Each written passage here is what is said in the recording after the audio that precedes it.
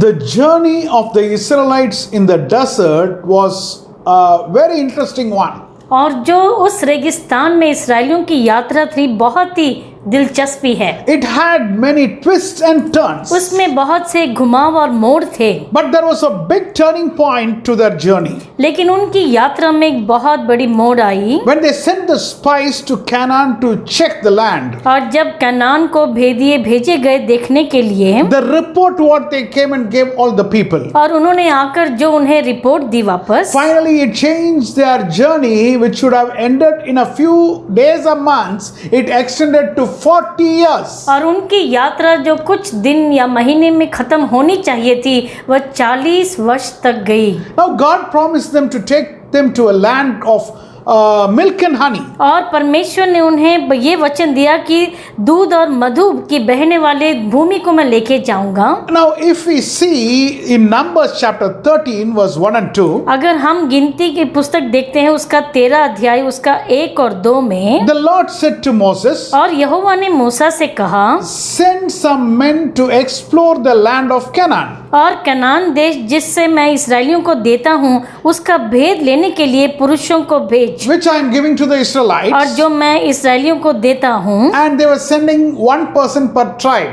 और एक एक गोत्र से एक मनुष्य को भेजा। If we read this verse, अगर इस वचन को हम पढ़ते हैं, it looks like God told Moses to send and check the land. और ऐसा लगता है कि यहोवा ने मूसा से कहा कि भेदियों को भेजकर उस देश की जांच करो। Now, when God is very clearly telling, I am taking you to a land of which is flowing with milk and honey, और जब परमेश्वर बहुत ही स्पष्ट कहते हैं कि मैं तुम्हें ऐसे देश में ले जाऊंगा जहां दूध और मधु बहता हो, why is it He is going to tell them to check? क्यों वो उनसे कहेंगे कि जाकर उसको परखो? Because God knows where He is taking them. क्योंकि परमेश्वर जानते हैं कि कहां पर लेकर जाएंगे उन्हें। If we carefully read the Torah, अगर हम तोरा को बहुत ध्यान से पढ़ते हैं, in Deuteronomy chapter 1 verse 21 to 24, व्यवस्था विवरण की पुस्तक उसका पहला अध्याय अगर 21 से 24 हम पढ़ते हैं, there Moses tells whose idea it is. और वहां पर मूसा ये बता देते हैं कि किसकी युक्ति थी ये। Now I am just going to read verse 22 alone for you.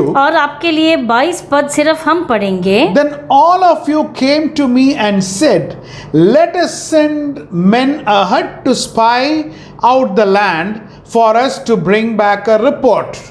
और तुम सब मेरे पास आकर कहने लगे, हम अपने आगे पुरुषों को भेज देंगे जो उस देश का पता लगाकर हमको ये संदेश दे कि कौन सा मार्ग होकर चलना होगा और किस किस नगर में प्रवेश करना पड़ेगा। Now we understand whose idea it is. अभी हम जानते हैं किसकी युक्ति थी ये। It is not primarily the idea of God. और ये पहले सिर्फ परमेश्वर की सलाह नहीं थी। It is people who want to know where they are going. They want to be very clear about it. और लोग थे जो बहुत ही स्पष्ट जानना चाहते थे कि किस प्रकार उन्हें जाना है। When God has very clearly revealed और जब परमेश्वर ने बहुत ही स्पष्ट ये प्रकट कर दिया that He is going to take them to a land flowing with milk and honey, कि वह उन्हें ऐसे देश में ले जाएंगे जहां दूध और मधु बहती हो, they have to trust God.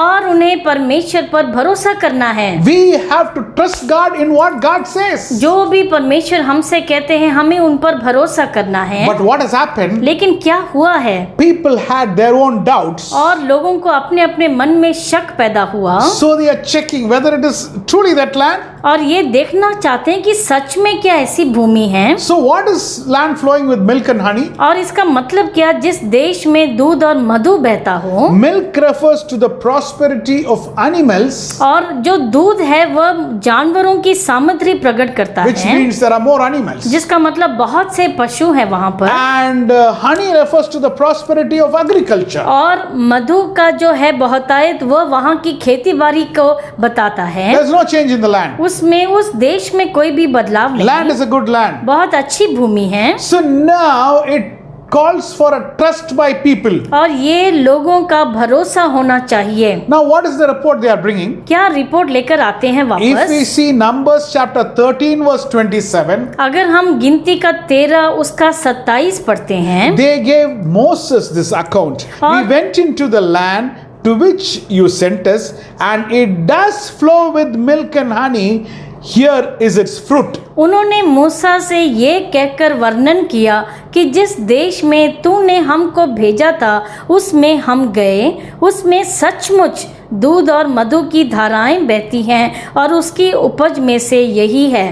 So here the people say, यहाँ पर लोग कहते there is हैं the spies say, और जो भेदिए थे वह कहते हैं that land indeed flows with milk and honey. और सच में वहाँ पर दूध और मधु की धाराएं हैं। And they didn't bring some liter of milk and liter of honey and say, come on, check this. This is what this is, milk and honey. They didn't say that. वहाँ का दूध और मधु नहीं लेकर आए थे कि ये देखो जांच करो। They brought the fruit of it. वहाँ की उपज में से कुछ लेकर Look आए at the fruits. और उसकी उपज, उसके फल को देखो। What a wonderful land God is taking us. और कितने ही सुंदर एक भूमि में लेकर जा रहे हैं परमेश्वर। My dear child of God, मेरे प्रिय परमेश्वर की संतान, we have to trust in God. हमें परमेश्वर पर भरोसा करना है We have to trust in His word. और उनके वचन पर हमें भरोसा करना We है have to be in the pure will of God, और परमेश्वर के पूर्ण इच्छा में हमें रहना है not the permissible will. और ये नहीं कि उनकी अनुमति जो दी है अनुमयी इच्छा के अंदर, God just allowed the spies to go and see because they wanted it. और क्योंकि उन लोगों ने ऐसा चाहा, परमेश्वर ने अनुमति दी कि भेदिए जाकर उसकी जांच करें। God has promised you many things परमेश्वर ने आपसे बहुत सी प्रतिज्ञाएं की हैं about your life. आपके जीवन के बारे में। The question is, और ये सवाल है, do you trust in God? क्या आप परमेश्वर पर भरोसा करते हैं? God bless you. परमेश्वर आपको आशीष करे।